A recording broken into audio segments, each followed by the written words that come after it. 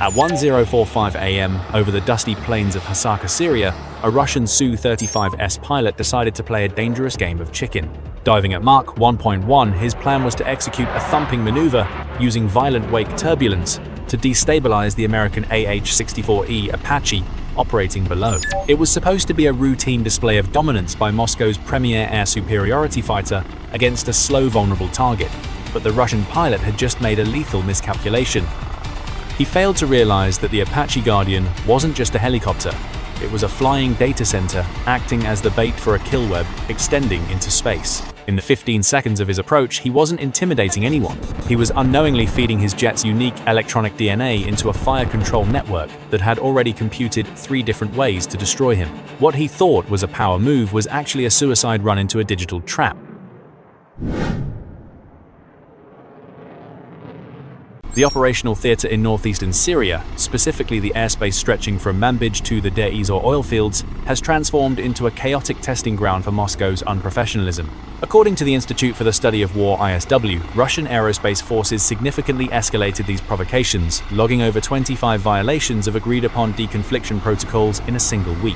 This isn't accidental navigation, it is a calculated strategy of harassment designed to pressure American forces into withdrawing from key strategic footprints, like the Green Village base.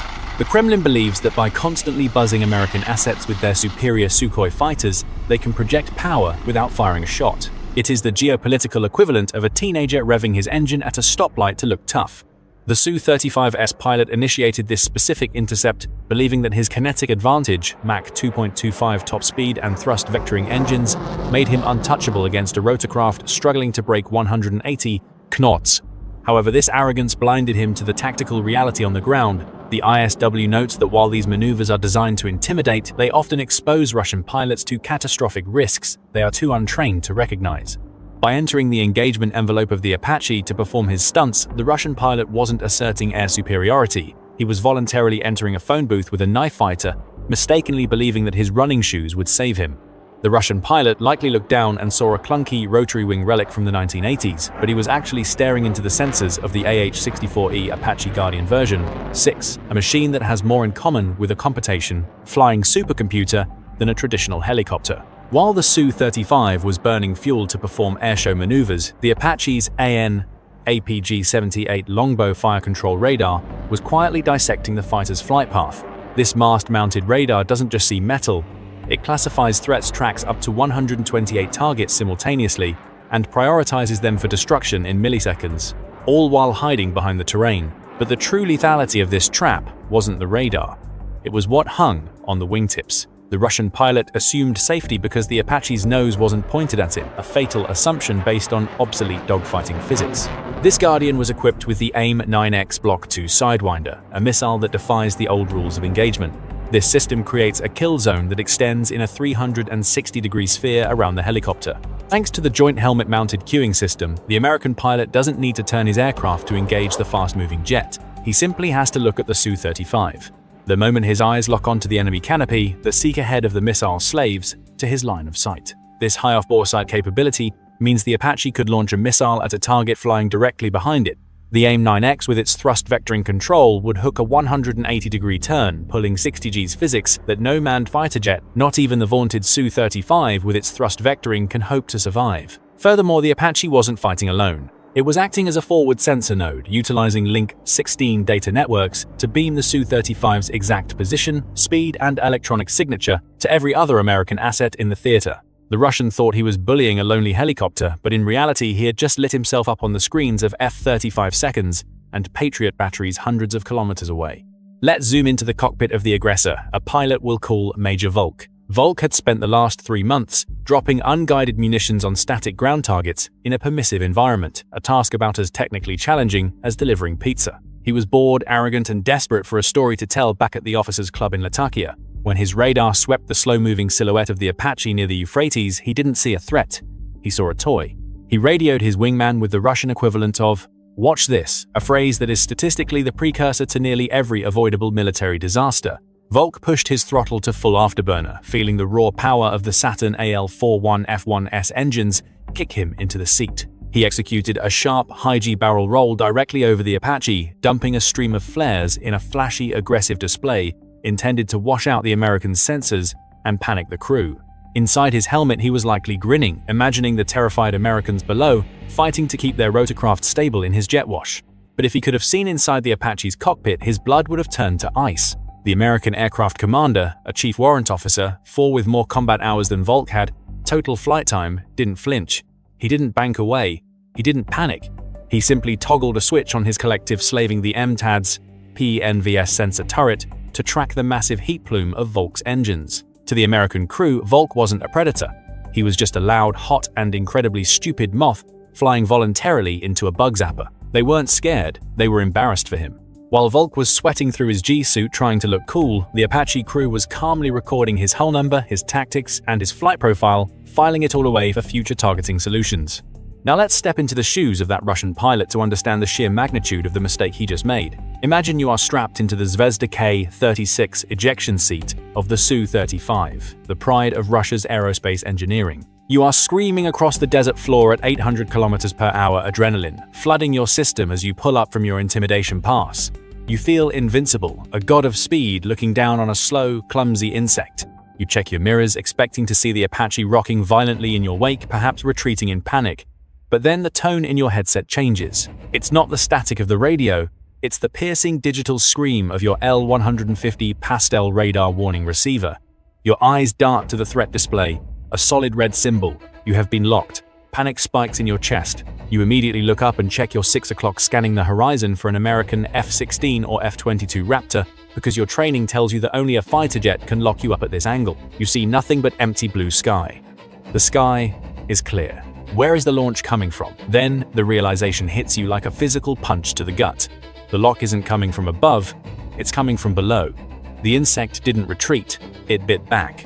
You slam the stick to the left, kicking the rudder to initiate a high G-brake turn, forcing your body to endure 9 times the force of gravity. Your vision grays out at the edges as the G-suit inflates to crush your legs, trying to keep blood in your brain. You are dumping magnesium flares by the bucket load, hoping to confuse the heat-seeking sensor.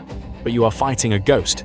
The AIM-9X Block 2 fired by the Apache doesn't see a simple hotspot like missiles from the 1980s. It uses an imaging infrared focal plane array. It sees the shape of your aircraft. It ignores the flares because it knows they don't look like a Su-35. It is essentially a flying robot that has memorized your silhouette. As you strain against the G-forces looking over your shoulder, you witness the impossible geometry of death. You see a smoke trail erupt from the Apache, but it doesn't fly straight. It hooks. It turns 180 degrees in a space the size of a football field, ignoring the laws of momentum that your jet relies on. There is no maneuvering, no clever pilot trick, and no amount of afterburner that can outrun a missile capable of pulling 60 Gs. You are trapped in a mathematical certainty. In those final terrifying seconds, the arrogance of the superior fighter jet evaporates, replaced by the cold hard truth that you brought a knife to a gunfight and you're about to become nothing more than a smoking crater in the Syrian desert. There can only be one winner in this engagement, and it certainly won't be you. This single reckless intercept over Syria is not an isolated incident. It is a microscopic symptom of a macroscopic disease that is currently rotting the Russian Aerospace Forces VKS from the inside out. The fundamental failure displayed by that Su-35 pilot, the prioritization of aggressive maneuvering over situational awareness, explains exactly why the supposedly second most powerful air force in the world has failed to secure air superiority over Ukraine after 2 years of combat. Russian military doctrine remains dangerously obsessed with the kinetic performance of individual platforms, focusing on how fast a jet can fly or how tightly it can turn, while completely ignoring the decisive factor of modern warfare, sensor fusion. They are building hot rods for a race that is being decided by supercomputers. The Apache Guardian's ability to act as a silent node in a massive theater-wide kill web represents a generational leap in warfare that Moscow simply cannot replicate. While Russian pilots are busy hand-flying complex stunts to impress their superiors, American systems are automatically sharing target data between helicopters, fighter jets, ground batteries, and satellites without the pilots even needing to speak. This technological disparity creates a terrifying reality for Russian planners. In a full-scale conflict, the lonely Apache wouldn't just be defending itself, it would be the forward observer for a networked firing squad. The data collected by the Apache's sensors regarding the Su-35's electronic signature doesn't just stay in the helicopter, it is instantly uploaded to the global threat library. This means that every F-35, every destroyer, and every Patriot battery in the distinct command instantly learns how to identify and kill that specific Russian jet.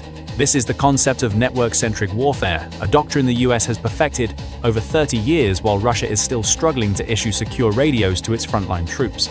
The attrition rates in Ukraine serve as a grim testament to this failure. Independent analysts from Oryx have visually confirmed the loss of over 100 Russian combat aircraft, many of which were shot down because they were flying blind, disconnected from any larger support network, trying to fight heroic solo battles against an integrated air defense system.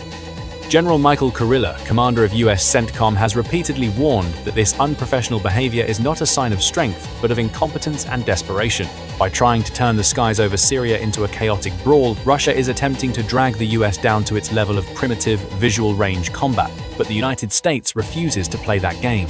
The strategic reality is that the era of the dogfight is dead, replaced by the era of the data fight.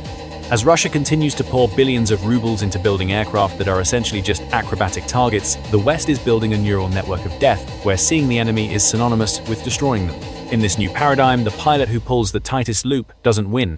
The pilot who processes information the fastest does. And right now, the Russian Air Force is processing data at the speed of a typewriter in the age of fiber optics.